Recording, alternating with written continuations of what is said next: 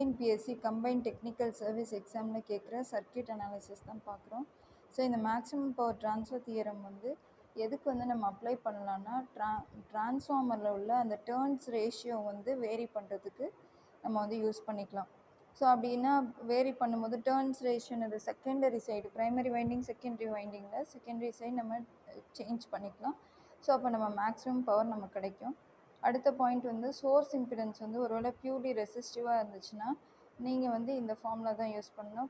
Maximum power ட்ரான்ஸ்ஃபருக்கு வந்து RL square equal to RG square plus x square, that is RL equal to root of RG square plus x square. Source impedance வந்து R plus x.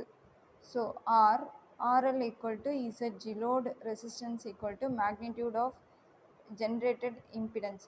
So இப்போ இந்த condition, இப்போ லோடுக்கு வந்து இந்த condition satisfy ஆகிடுச்சுன்னா the load is said to be matched to the source.